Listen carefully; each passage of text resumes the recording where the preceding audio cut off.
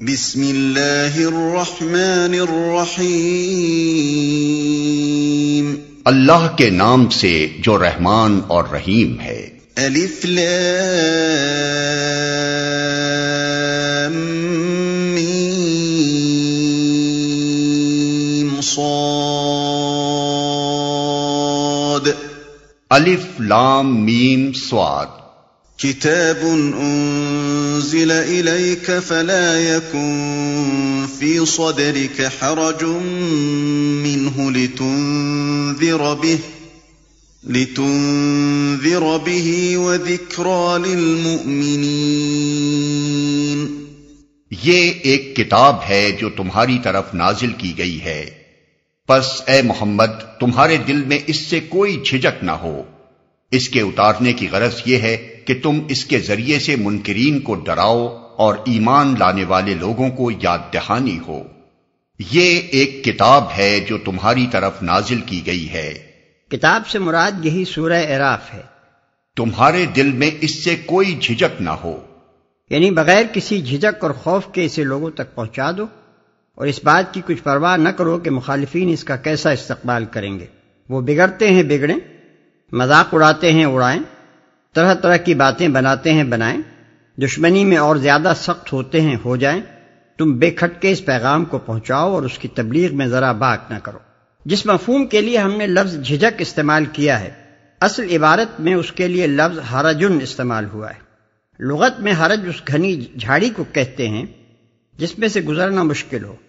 دل میں حرج ہونے کا مطلب یہ ہوا کہ مخالفتوں اور مزاحمتوں کے درمیان اپنا راستہ صاف نہ پا کر آدمی کا دل آگے بڑھنے سے رکے۔ اسی مضمون کو قرآن مجید میں متعدد مقامات پر ضیق صدر کے لفظ سے بھی تعبیر کیا گیا ہے۔ مثلاً وَلَقَدْ نَعْلَمُ أَنَّكَ يَضِيقُ صَدْرُكَ بِمَا يَقُولُونَ، سورہ ہجر آیت 97۔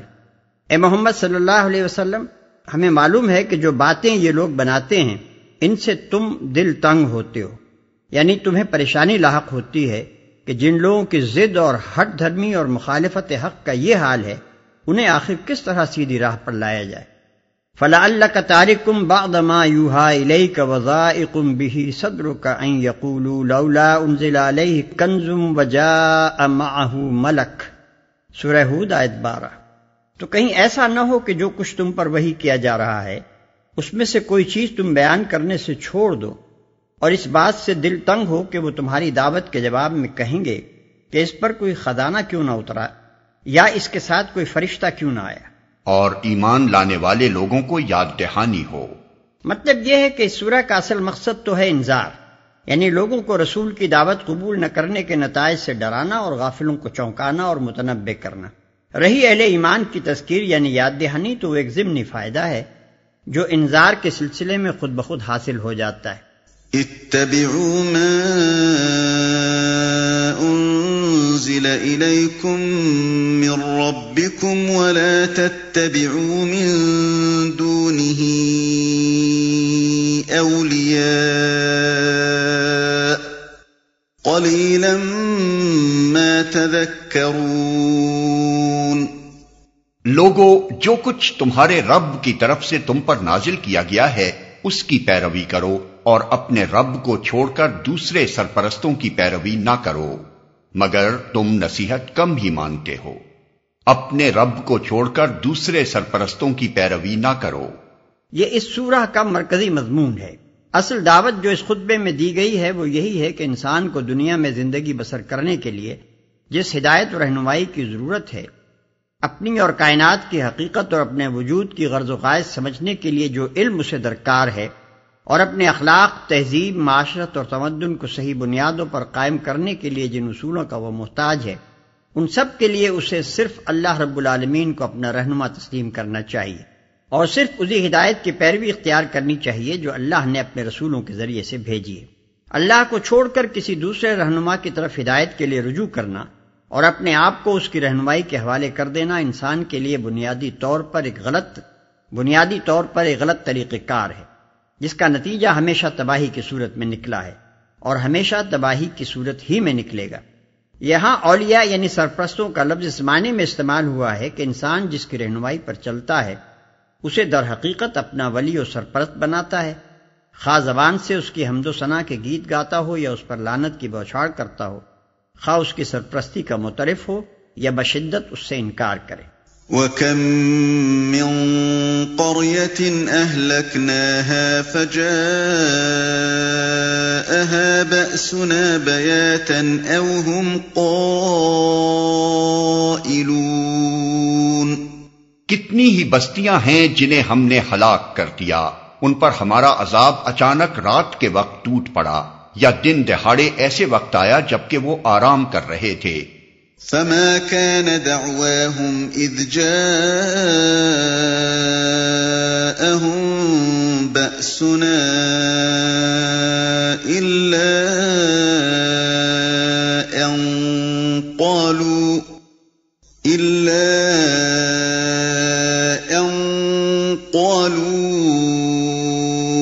إنا كنا ظالمين۔ اور جب ہمارا عذاب ان پر آ گیا تو ان کی زبان پر اس کے سوا کوئی صدا نہ تھی کہ واقعی ہم ظالم تھے۔ یعنی تمہاری عبرت کے لیے ان قوموں کی مثالیں موجود ہیں جو خدا کی ہدایت سے منحرف ہو کر انسانوں اور شیطانوں کی رہنمائی پر چلیں اور آخر کار اس قدر بگڑیں کہ زمین پر ان کا وجود ایک ناقابل برداشت لعنت بن گیا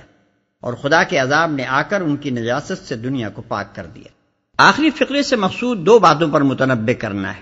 ایک یہ کہ تلافی کا وقت گزر جانے کے بعد کسی کا ہوش میں آنا اور اپنی غلطی کا اعتراف کرنا بیکار ہے۔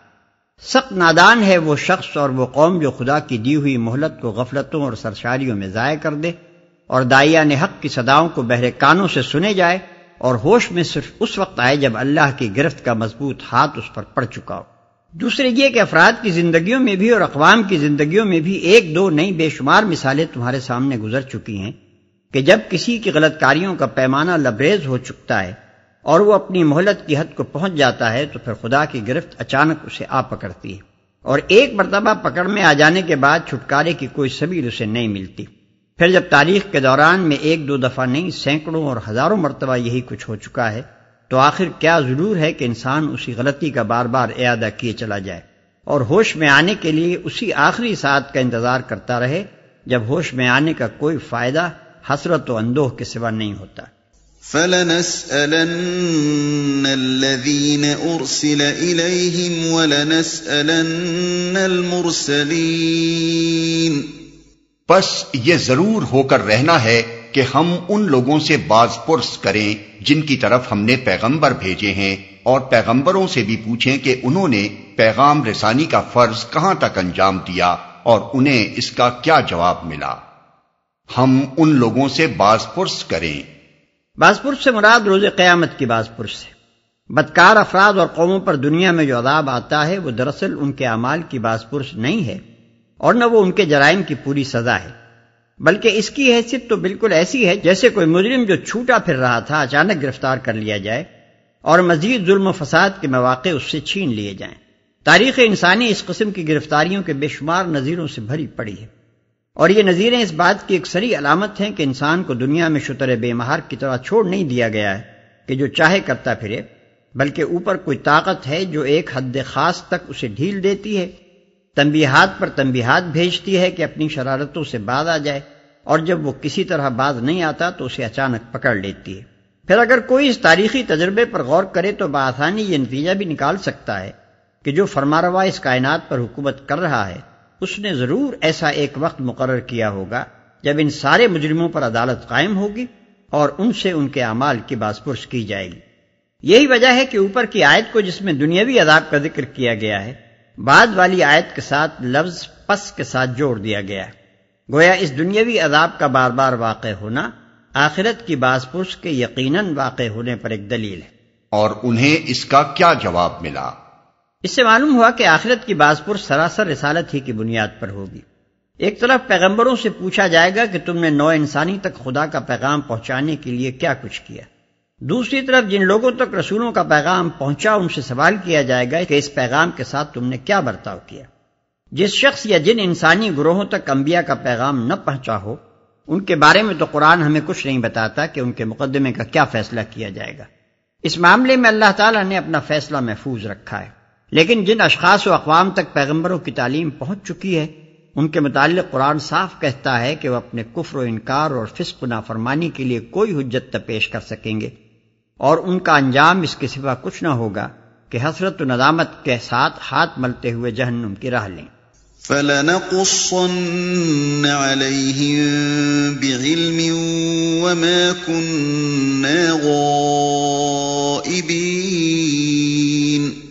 پھر ہم خود پورے علم کے ساتھ ساری سرگزشت ان کے سامنے پیش کر دیں گے، آخر ہم کہیں غائب تو نہیں تھے۔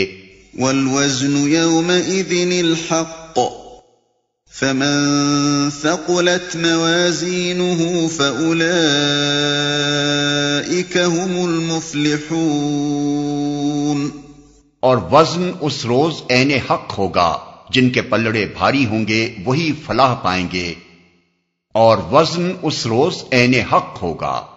اس کا مطلب یہ ہے کہ اس روز خدا کی میزان عدل میں وزن اور حق دونوں ایک دوسرے کے ہم معنی ہوں گے۔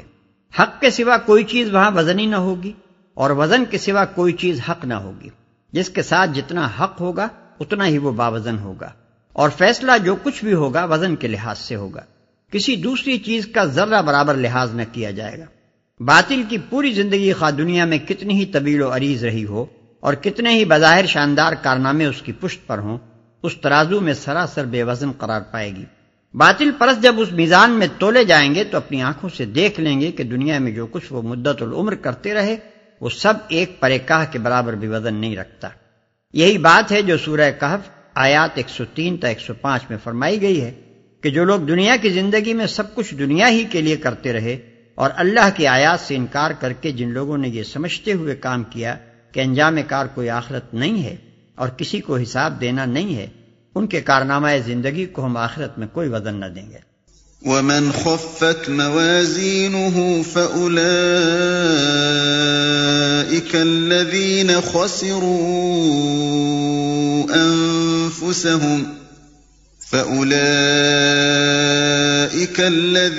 خَسِرُوا أَنفُسَهُم بِمَا كَانُوا بِآيَاتِنَا يَظْلِمُونَ، اور جن کے پلڑے ہلکے رہیں گے وہی اپنے آپ کو خسارے میں مبتلا کرنے والے ہوں گے، کیونکہ وہ ہماری آیات کے ساتھ ظالمانہ برتاؤ کرتے رہے تھے، وہی اپنے آپ کو خسارے میں مبتلا کرنے والے ہوں گے۔ اس مضمون کو یوں سمجھیے کہ انسان کا کارنامہ زندگی دو پہلوؤں میں تقسیم ہوگا،